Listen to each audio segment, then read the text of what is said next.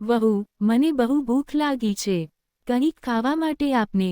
મનોહરભાઈએ વહુને અવાજ આપતા કહ્યું, તો તેમની વહુ શાલુ હાથ ફેલાવીને મનોહરભાઈ તરફ ધસી આવી અને બૂમ પાડીને બોલી, આખો દિવસ તો તમે ગાય બળદની જેમ ચરતા રહો છો. શું હું આખો દિવસ તમારા માટે જમવાનું જ બનાવતી રહું? તમારા કરતાં તો એક ગાય પાળી લઉં એ સારું. ખાવા પીવાનું લેશે, પણ ઓછામાં ઓછું દૂધ તો આપશે. તમે તો સાવ નકામા થઈ ગયા છો. મનોહરભાઈ ચૂપચાપ તેની વાત સાંભળી રહ્યા હતા. તેમના ચહેરા પર પીડા અને ઉદાસી સ્પષ્ટ દેખાતી હતી. શાલુના આ અચાનક મેણાએ તેમને અંદરથી હચમચાવી દીધા, પણ તેઓ કંઈ બોલી શક્યા નહીં. ઘરનું વાતાવરણ અચાનક સન્નાટામાં ફેરવાઈ ગયું અને શાલુનો ગુસ્સો સાતમા આસમાને હતો. વહુના મોઢેથી નીકળેલા આ શબ્દો સાંભળીને મનોહરભાઈ જાણે જડ થઈ ગયા. તેમના કાનમાં આ વાક્ય વારંવાર ગુંજવા લાગ્યું. એવું લાગ્યું જાણે કોઈએ તેમના વર્ષોના સન્માન અને ત્યાગને એક પળમાં માટીમાં મેળવી દીધા હોય. તેમના હાથ સહેજ ધ્રુજી ઉઠ્યા અને આંખોની ચમક ફીકી પડી ગઈ. તેમણે માથું નમાવી દીધું. દિલમાં એક અજીબ વેદના થતી હતી. મનોહરભાઈના મનમાં વીતેલા વર્ષોની બધી યાદો એકસાથે ઉભરાઈ આવી.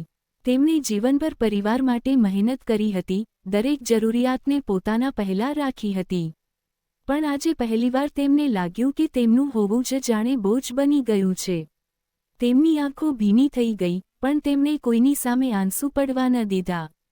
ચૂપચાપ તેઓ પાસે પડેલી ખુરશી પર બેસી ગયા અને દિવાલ તરફ જોવા લાગ્યા, જાણે પોતાના તૂટેલા મનને સંભાળવાનો પ્રયત્ન કરી રહ્યા હોય. મનોહરભાઈને ભૂલવાની બીમારી હતી, એટલે શાલુ તેમને ગમે તેમ સંભળાવતી રહેતી. તેને પોતાના સસરા સાથે રહેવું બોજ લાગતું હતું, એટલે તે પોતાના ગુસ્સાની ભડાસ તેમના પર કાઢતી રહેતી. મનોહરભાઈ તેની વાતો સાંભળીને અવારનવાર રડવા લાગતા.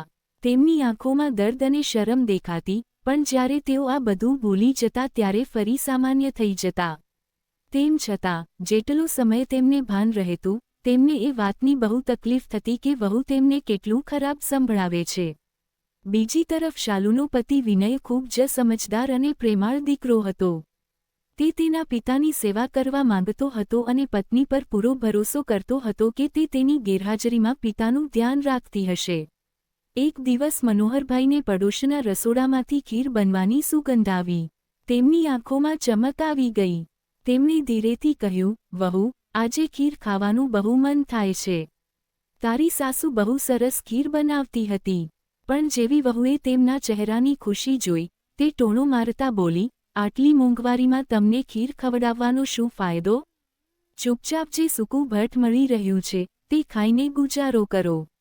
મનોહરભાઈની આંખોમાં આશા અને પીડા બંને દેખાઈ આવ્યા. તેઓ ચૂપચાપ ઉઠીને બહાર ઓટલે બેસી ગયા. ત્યારે જ પડોશમાં રહેતી પૂજા તેમના માટે એક વાટકીમાં ખીર લઈને આવી. પૂજાએ શાલુના બૂમો પાડવાનો અવાજ સાંભળી લીધો હતો અને તેને બહુ ખરાબ લાગ્યું હતું. ખીર જોઈને મનોહરભાઈ બાળકની જેમ ખુશ થઈ ગયા અને ફટાફટ ખાવા લાગ્યા. તેઓ ખીરના સ્વાદમાં ખોવાઈ ગયા અને દુનિયાની ચિંતા ભૂલી ગયા. પણ ત્યારે જ શાલુ ઝટકા સાથે ઓટલે આવી અને મનોહરભાઈના હાથમાંથી ખીરની વાટકી ઝૂંટવીને જમીન પર ફેંકી દીધી. ફરસ પર વેરાઈ ગઈ. મનોહરભાઈનો ચહેરો માયુસ થઈ ગયો. શાલુ ગુસ્સામાં બોલી, પૂજા, શું અમારા ઘરમાં ખાવાનું નથી મળતું કે તું ભીખ આપવા આવી ગઈ? પછી મનોહરભાઈ તરફ વળીને બોલી, તમે કેમ બીજા પાસે ખાવાનું માંગો છો?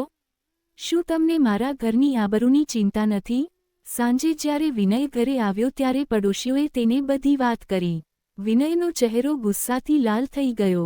તેણે ઘરે જઈને પિતાને પૂછ્યું, પણ ત્યાં સુધીમાં મનોહરભાઈ બધું ભૂલી ગયા હતા. શાલુ બહાના બનાવવા લાગી કે લોકો ખોટી વાતો ફેલાવે છે. પણ વિનયના મનમાં શંકા જાગી ગઈ હતી. એક દિવસ વિનય ઓફિસથી વહેલો ઘરે આવ્યો.